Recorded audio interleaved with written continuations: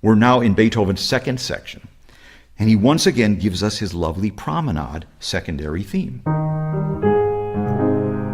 But now the viola accompaniment, which was this in the first variation, now, like the theme itself, is more active, more florid. So there's more rhythmic motion this second time through. And the strings in the big C major processional, they now play.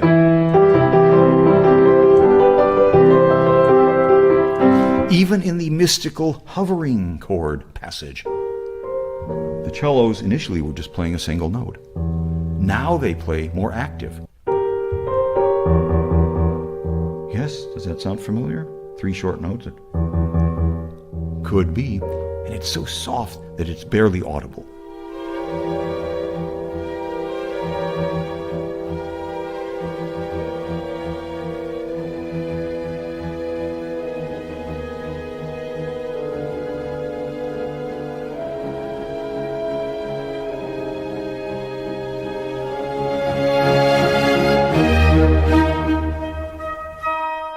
That's what I really love about Beethoven's music and about how Larry Rapchak unfolds his story.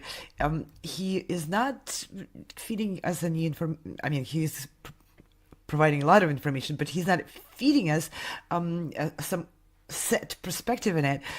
He raises the questions which, boom, create absolutely an open field for imagination. And this question, really, why?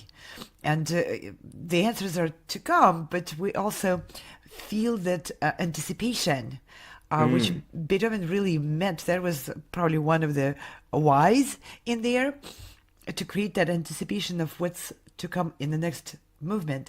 And that's so much like real life. We go through our real life events with that inner anticipation. What is going to happen next? What happens if we do this? What happens if, and that is such a human emotion which Beethoven captures incredibly in this movement, with all the posing the questions and Larry as a co-creator of this story almost.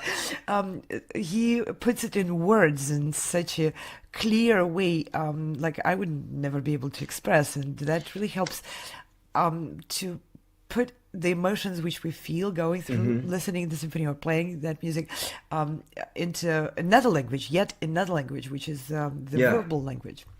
And now the theme will shift to the first violins, and those woodwind octaves now become a gentle nature sound as this variation glides along.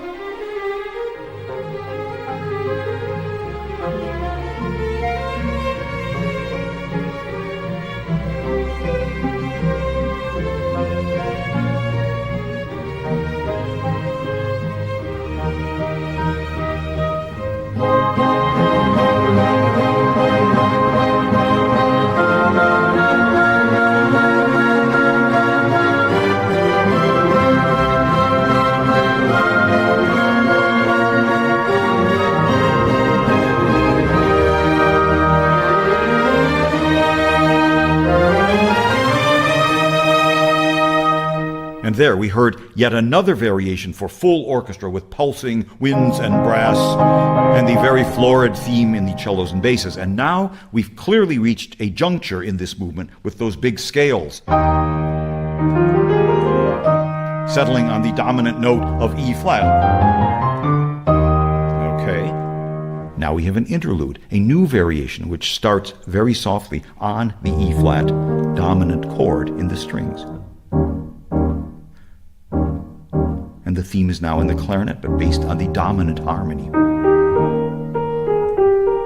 Now the bassoon enters on the tonic chord. And Beethoven takes the basic outline of the theme, and he creates this little fantasy for the flute and oboe in thirds.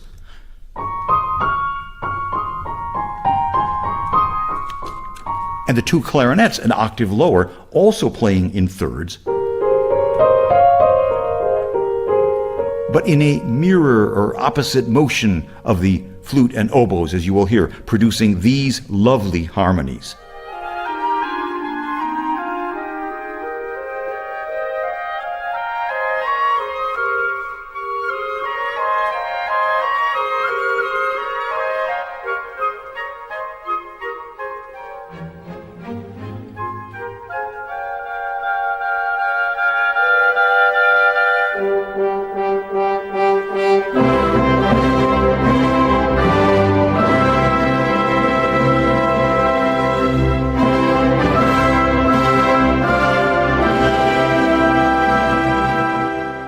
I like to think of the first movement in a lot of different sonatas or symphonies being sort of like a statement, perhaps a hypothesis that is explored. And I think to answer the question, why is this theme so graceful and bold and triumphant? Why does it continue to slip in and out of the shadows of Beethoven's world? And I think we explore this question in the second movement because I think of it as a reflection. Like the second movement generally a lot of the time reflects on the drama of life. And you nail this in the sense that, yes, the reason it's slipping in and out of the shadows and changing between gracefulness and boldness and triumph is because of the idea of human drama. And Beethoven reflects and looks back on these and says, sometimes there's mystery, sometimes you don't have all the answers. And then suddenly you go out and you have all the joy in the world to conquer. But now there is a final variation in the second movement, suddenly at a quicker tempo and rather whimsical, with this string accompaniment. And the bassoon plays the theme with a new harmonic twist, following with the triad and an A-flat dominant seventh chord. Yes? And then this diminished harmony. Here is this interlude.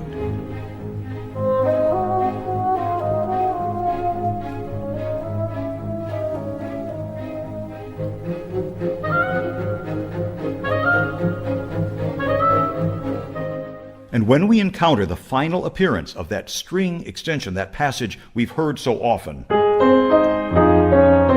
which descends like so, right? I mentioned that Beethoven does something very special the last time. We've always heard, but the final time he changes it to this.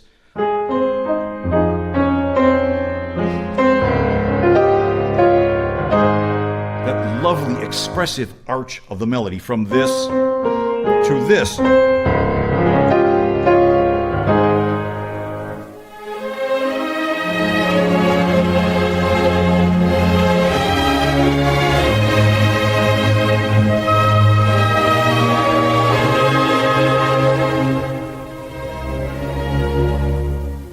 It's as if near the end of the movement, Beethoven dismisses the standard issue version, the formality of this tune, and instead allows it to blossom. Now it's sunny, it's warm, it's very human, and it leads to a tranquil and pastoral vision, at least until the triad begins to rise from the depths and takes over entirely.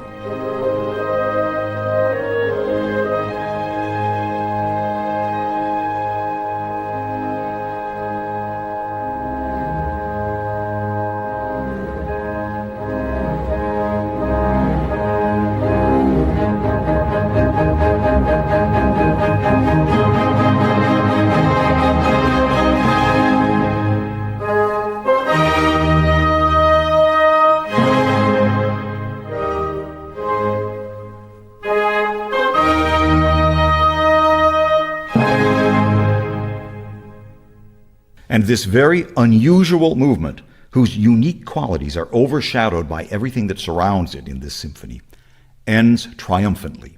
And it's that second theme that is so fascinating in the way it functions in Beethoven's musical and architectural plan. Begins as a companion to the main theme, with which it shares its opening rhythm. It's so graceful and elegant, but it's continually drifting into that remote world of the first movement. before bursting forth in glorious C major.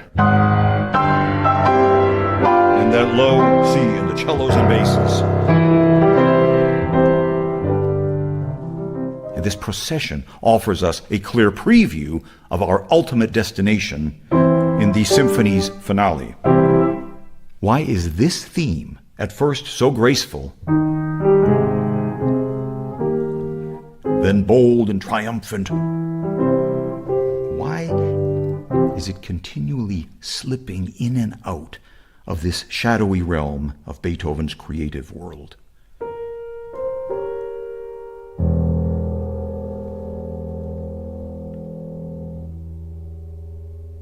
We posed in our last discussion, do we really need all this drama and music? And we posed this question to the audience last time, and now to you, Anna, back to you. What do you think about this now? Do we need all this drama? Whether we need it or not, it's part of life. Yeah, absolutely. So everyone, all of us do have drama and not, well, sometimes tragic events, but dramatic emotional experiences. And not to become drama queens, still, we're allowed to feel those emotions. And oftentimes in a very modern society, in a very controlled environments, we not necessarily encouraged to express those emotions. So why do we need all this drama in the music and in the art, in the literature, film, and why do we connect so well to it? I think it's could be the answer very simple, because those pieces of art underscore the existence of those emotions, and almost even give a permission for people, for us to feel them. And sometimes, not imposing your emotions on other people can be mixed with not allowing ourselves experience those emotions. And the art and the artists bring it into a different form, which is not offensive. It's it's not offensive to listen to the symphony. Besides, you can always turn it down or turn it off, right? So it's not like being at a party with someone who has a meltdown. That can be disruptive and distracting, to other people. But the art is such a peaceful expression of all kinds of emotions, including anger and all those emotions which could, in the other forms of interaction between people, create problems for other people. Art does not create any problems for other people. It's just this thing which you can always just ignore. You can live without art. Right? I have a challenge to that, but we'll address that maybe next time, because I think often, just if you look at the premiere of The Rite of Spring or famous events where art has not been peaceful, it definitely strikes something in our heart, right? And it's something that speaks to us. Obviously, the genre itself is not particularly violent or doesn't incur any sort of social upheaval. Exactly, but the message behind the art, the sometimes political inferences, perhaps you can tell us more about, the music of Shostakovich, or the music that was written in a very difficult political era. But that's a really wonderful topic, which we'll put a bookmark in and we'll address later, because I think it's going to be really applicable towards the latter movements. Well, we're about to slip back into it for Beethoven's most awesome scherzo to date, where we are reminded that his visionary powers extended to his use of the orchestra, in this case the low string section. There isn't a serious orchestra in the world today, more than 200 years later, that doesn't require cellists to play the second movement as part of their audition, or for the double basses to play this scherzo. Beethoven required the low string instruments to expand their traditional limited role in the orchestra beyond what any players at the time were expected or able to do. But his imagination, years ahead of its time, would not allow him to do any less. And the scherzo's main theme is heard throughout, played solely, meaning that as a solo group of instruments. by the cellos and basses. It's an astounding effect as they rise from the depths of the orchestra.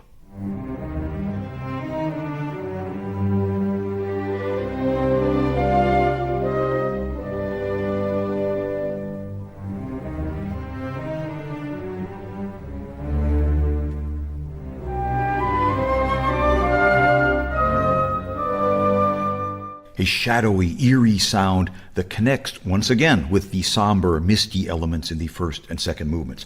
And that opening phrase is essentially a C minor triad. Until this. It's completed then by the violins and the winds, and cadences gently on the dominant G, but it's hushed and almost resigned, as the boldness of the first movement comes charging through now with the French horns and a new theme. Or is it? It's 3 short notes and 1 long, but they're all the same pitch. It's not that. It is this.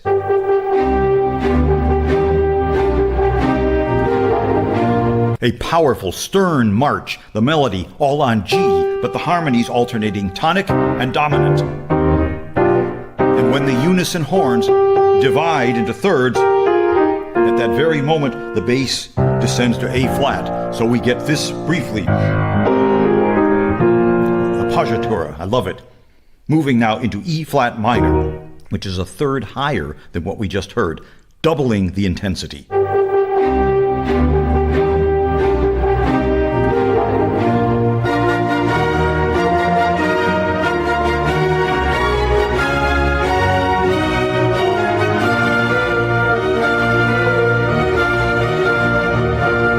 Beethoven now extends the march with this.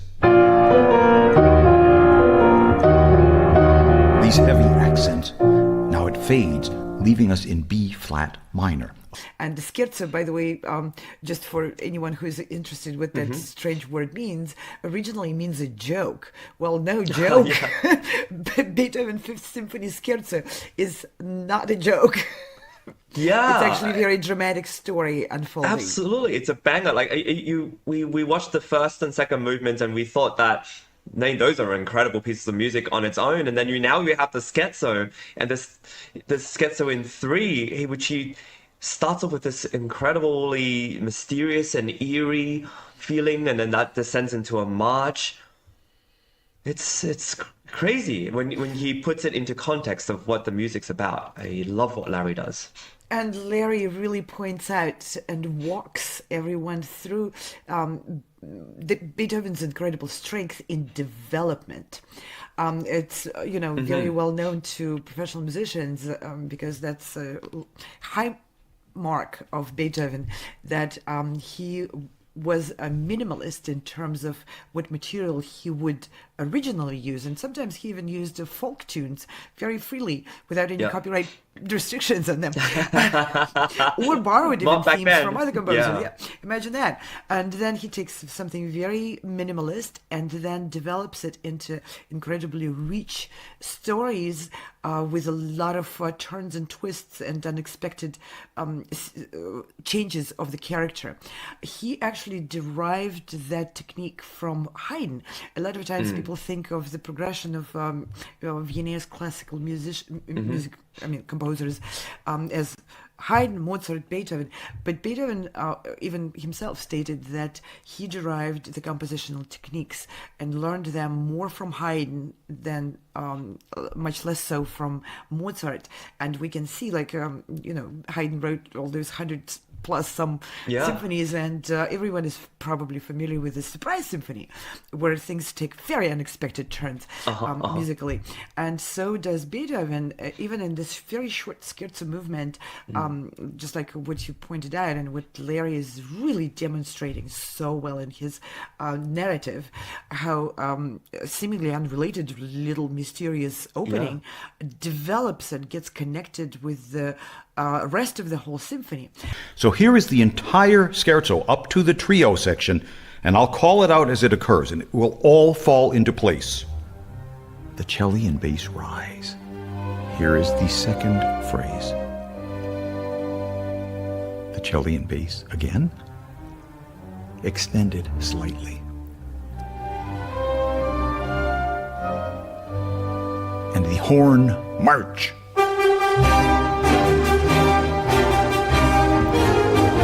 It repeats in E flat minor.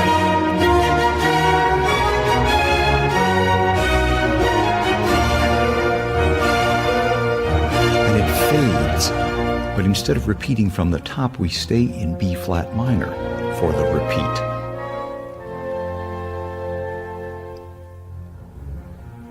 And we wind our way back chromatically to the dominant G.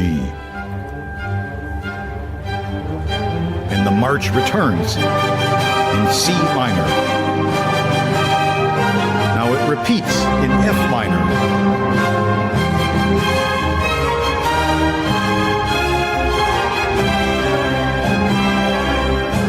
And once again, it fades, and it's now extended using the second phrase.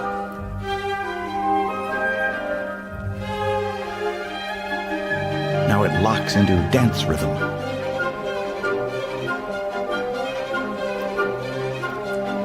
And the rapid four-note motive. And a powerful closing. And so, musical history has been made again. And now the trio, always lighter and more relaxed in nature. But not this time. Again, the cello and the basses are in the spotlight with another future audition excerpt. A dance-like trio that is boisterous, good-natured, it's in C major, and it's structured like a fugue.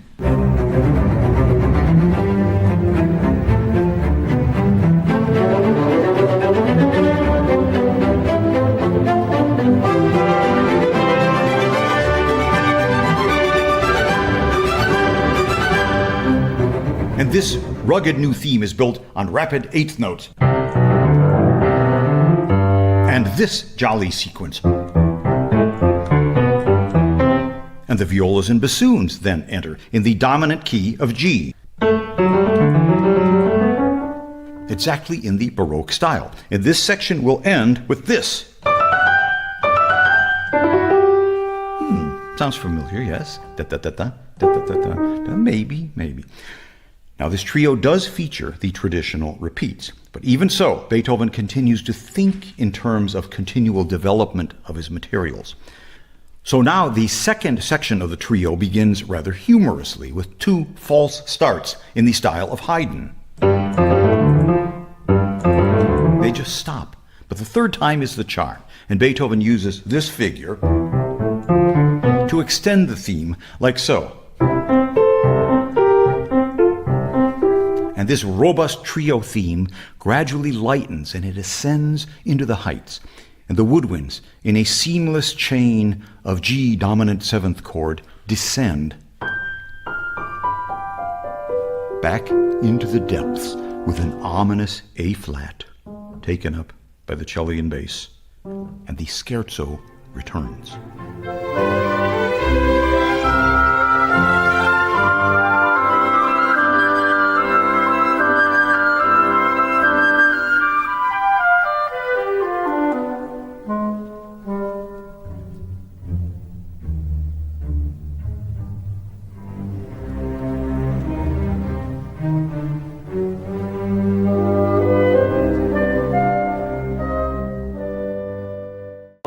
Beethoven pushed himself to compose more of this material instead of keeping to the standard structure. So he decides, okay, this is who I am. Let's say the rhythmic motif, bum, bum, bum, bum, is me. And should I stick to the normal way of how people should live their lives? No, let's do something else with it. Let's, expand on that. Let's expand the boundaries. And so I see what you're saying as not only just sort of the rhythmic fragment as a leitmotif that represents characters, but also in terms of personally, as we go through this journey of the symphony, we feel like, oh, there's all these seeds that are planted and then they grow into a little small woods in the forest, and it grows and it represents our lives.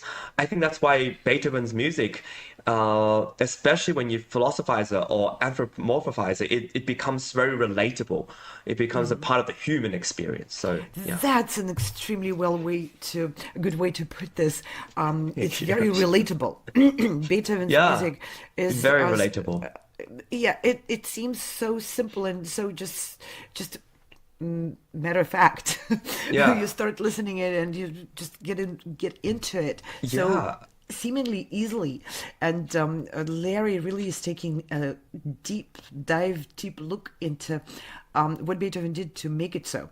And I also wanted to reflect on your comment about the villain in the symphony and that leitmotif. Yeah, I don't know if you know, it could be a villain. It doesn't, I'm not sure. What do you think? Well, actually, it's a lot of people agree with you that it could be a villain, and there was even a whole theory or conspiracy theory, I don't know, that that particular leitmotif in Beethoven's intention was meant to mean a knock on the door by the fate.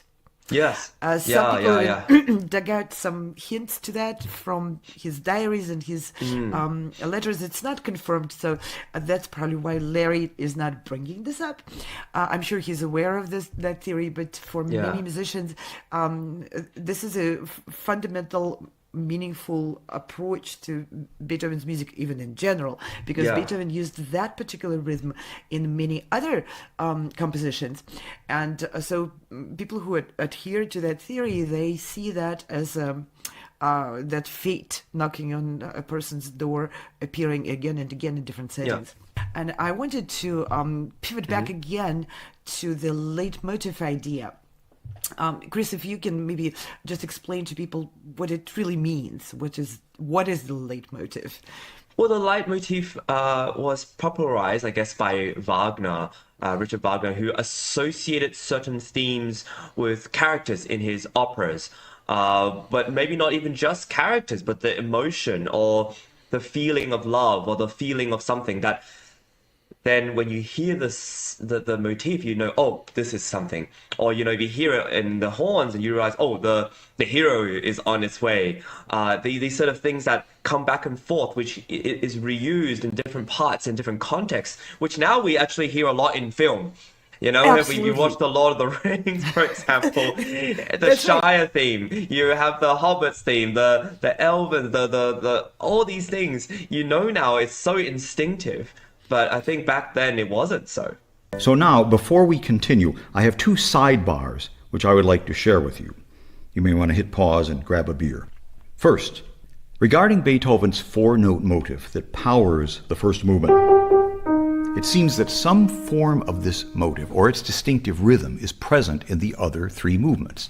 The second movement's processional, the scherzo's horn march, the trio, and we'll meet this rhythm again in the finale. Some people say that this similarity is significant and intentional, like Beethoven was leaving us little clues, a trail of breadcrumbs for us to discover centuries later. Some say that these similarities are not that special, that Beethoven did this sort of thing all the time. As I mentioned earlier, the Fourth Piano Concerto's first movement is built on the same rhythm. And in the same sketchbook that contains the Fourth Concerto and the Fifth Symphony, we also find what would become Beethoven's Opus 68. Impressions of the Countryside. And again, the theme starts with the same rhythm. Bum, three shorter notes. The same motive. But whether Beethoven planned or calculated any of this is not that important. But his widespread use of this motive is evidence of the way he thought, how he conceived music, that life force within him, how it manifested itself in the astounding range of musical expression that he could derive from the slightest, most insignificant rhythmic fragment. Da-da-da-da. It's astounding. Yeah, I think Larry really highlights something quite important, especially at the end, which I think is the genius of Beethoven, amongst many other things, which is that he takes the smallest little fragments, and we, as pianists, recognize this within our repertoire as well in the sonatas, how he takes little things and then he just works magic and creates incredible forms. He takes the idea of the scherzo, and I think he would be the one who popularized and revolutionized this form into something more than just sort of a dance, into a real structure of which he could play with. I think it wasn't written as much then, so he really felt like he could expand upon it. And then, of course, now we have Chopin's scherzi, and the form of scherzo changed so much. It's really incredible how Beethoven really, especially in this documentary, we can see how he did so much to change and break the rules or expand the boundaries. No matter where you are or who you are, music connects us all. We started with a dream, but now we are paving the future. Welcome to the Sound Espressiva Global Competition. Fully virtual, yet bringing musicians closer together than ever before, now on a global scale. True live, inclusivity, diversity, connection, community, an extraordinary array of judges. Get noticed by companies all over the world. Prizes, scholarships, performance opportunities. Apply to be a part of the most exciting congregation of artists like nothing you've ever seen before.